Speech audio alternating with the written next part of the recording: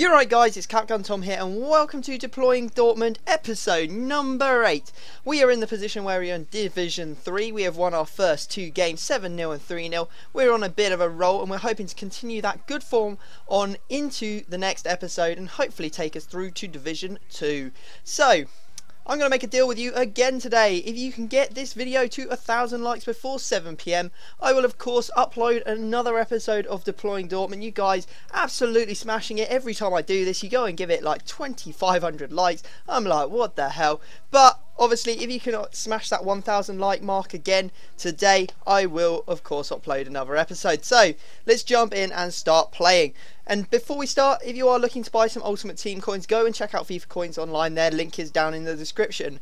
Now our team is looking pretty healthy. We've managed to get almost a whole 99 chem squad. The only position that isn't is Schmelzer playing left back, but he's actually in the centre back position, and that's going to have to stay like that until Hummels joins the team. But I don't think it'll be too long before we see him in our squad. Now we're going into our first game. We come up against a pretty deadly looking 4-3-1-2 team. He's got, you know, the likes of Torres, Tevez, Suarez.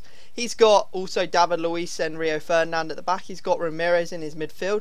So he has got a very strong team. However, we take the lead. Nice shot from Lewandowski there.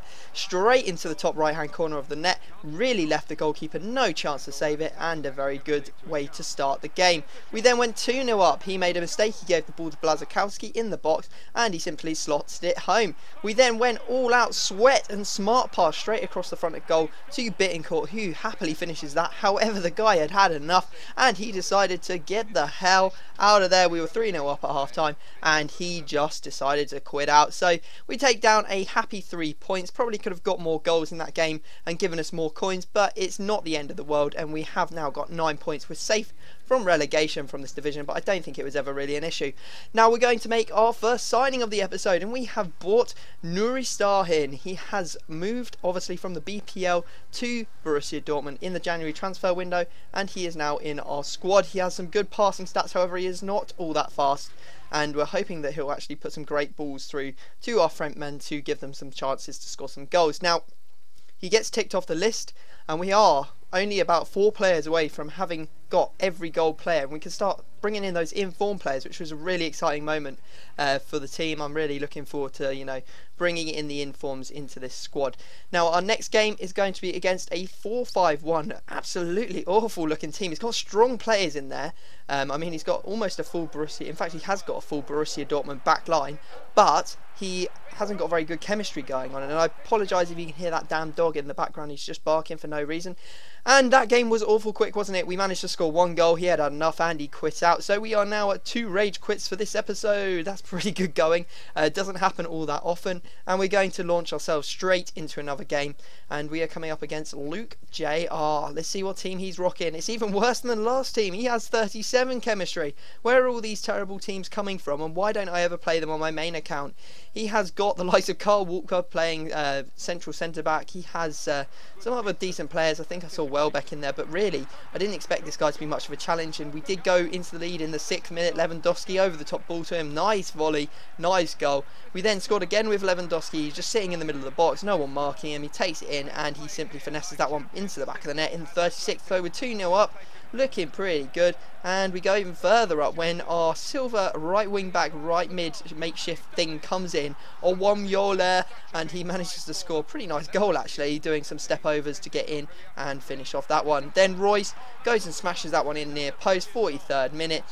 Don't know how the keeper didn't save it really. Didn't seem all that much of a good chance, but he didn't save it and we ended up punishing him again in the 45th. So there you see, we were 5-0 up and the guy left the game. So that is 3 rage quits in 1 episode. That's pretty impressive. I think we managed this on Mission Manchester, the rage quit hat trick as I like to call it.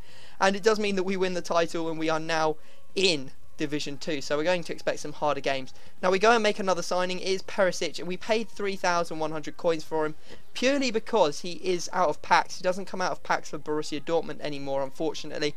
He is a fantastic player, as I will soon find out, but he is quite rare and therefore he goes for quite a lot of coins. As you saw, I had to pay 3,100 for a non-rare player, and you don't get them much cheaper, to be honest, than that. I even went and checked the other formations. I think I could have got him 300 coins cheaper in another formation, but that wouldn't have helped us in any way for chemistry. So our first game in Division 2 is going to be against a 4-1-2-1-2.